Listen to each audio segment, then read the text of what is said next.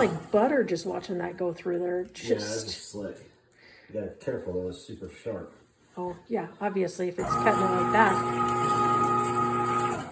Well, like with the grinder, it's just using a spiral with no blade on it. But you touch these blades, you'll get cut. Oh, yeah.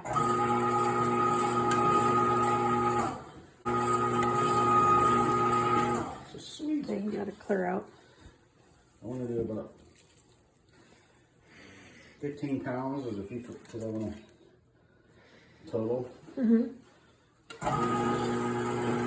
I didn't. So let's see about this. It's got some fat in it, so that's going in the steak pile. See, I would think you would want some of the fat and stuff in it for jerky. It doesn't cure right. It doesn't. The fat makes more moisture content. And the more moisture content you have, the less shelf stable it's going to be, and the longer it takes to cook. And make some good jerky.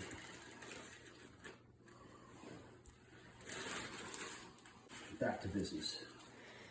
You want to talk about what you're using as far as the meat grinder and... Oh, they're getting the one. I was like, I So don't know this where you is put the them. Cabela's Carnivore 1 horsepower meat grinder. We got this 7 years ago. Something like that. Friend recommended, said do not get the 3/4, only get the 1 horse, who actually is a meat cutter. So he knows what he's talking about. And He's the one that taught us all of our skills. yeah, and so we decided to do that because, well, my wife was cheap and she wanted a 3/4, and the 3/4 was out of stock, so I got my way. And then last Christmas, after last year doing the jerky, we've always done it. I basically with ground meat, and I take a rolling pin after we seasoned it, and then I stick it on a smoker in one piece, and then I cut it with a pizza cutter. And my wife listened to me, and she got me this last year for Christmas. It's the jerky slicer. It's awesome. She also got me a foot pedal, so I'm going to keep switching back and forth with my hand, and I can just, it's easier to react. It's cleaner too. And it's cleaner. Comes with these handy tongs. You want to use them. The blades inside are super sharp. When I put it together, I was scared I was going to cut myself, because I always cut myself on these things. So what we did here is we've been just testing it out. It's the first time I used it.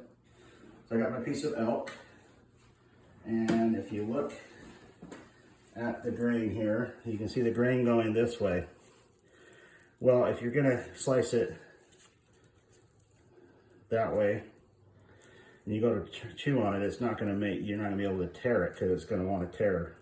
You want to go across the grain. Like when you go to take a bite off. Yeah, when you want to go across the grain when you're slicing your jerky, so that it makes it easier. So you do need to pay attention to the direction of the grain when you're cutting it. Most people won't. Most people don't. So that way, you get. Here's just came off, and see how easy it tears. So when it's dried out and tougher, and it's in your mouth, and you go like this, it's going to tear easier than some of that really tough stuff that you typically get with some of the game jerky that you probably tasted in the past.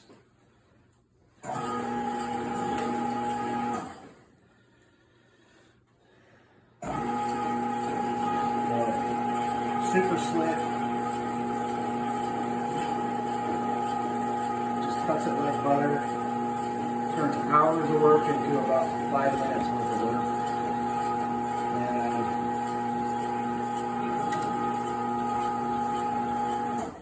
And it just is worth, it's not cheap, but it is worth the money.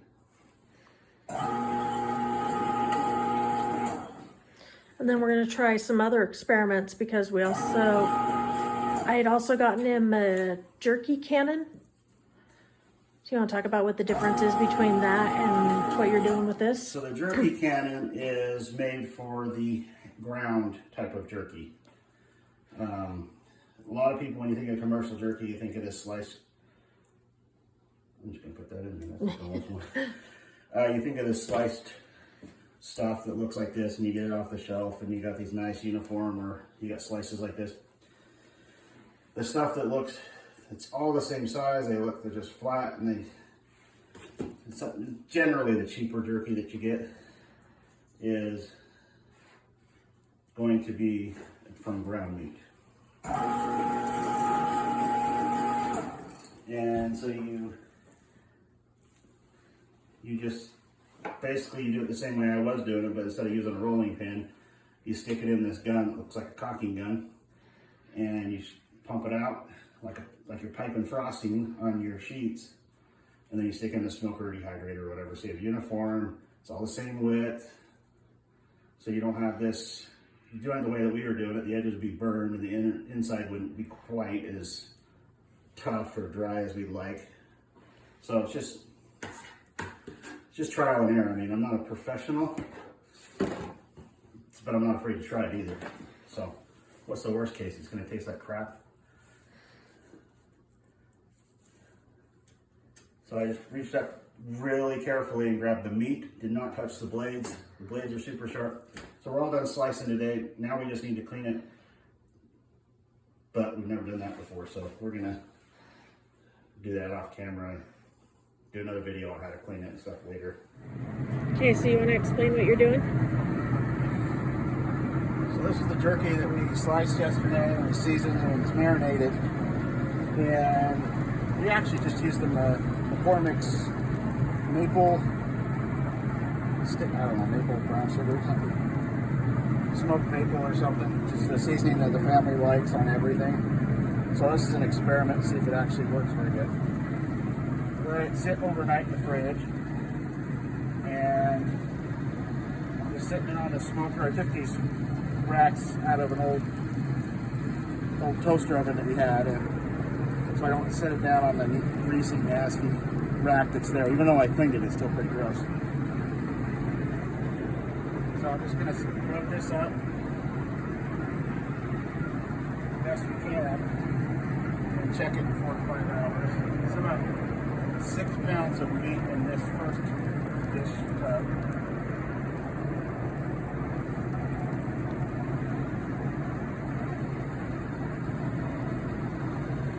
We're using our pellet grill, our Traeger knockoff, because it lets us set the temperature. This lowest temperature on this one's 180. They say you want 165, so we'll check it a little bit faster than you normally would.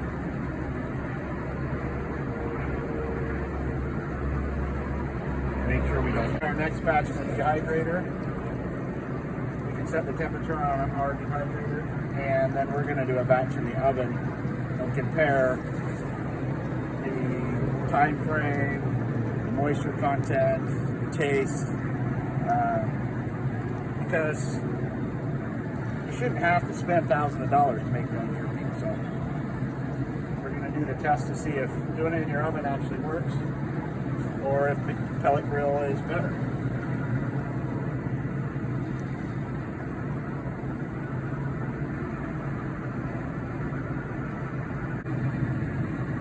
Now, one thing I didn't mention before is we did add the curing salt.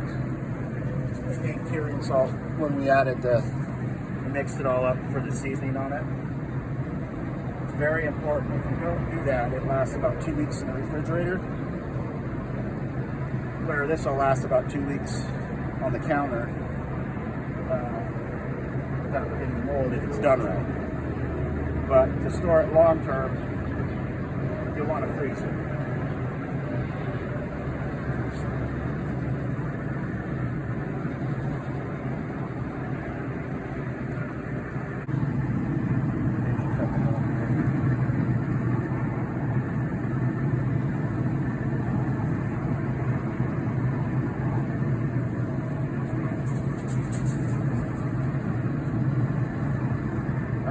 So there you go. We'll come back and check in a couple hours and see what it looks like.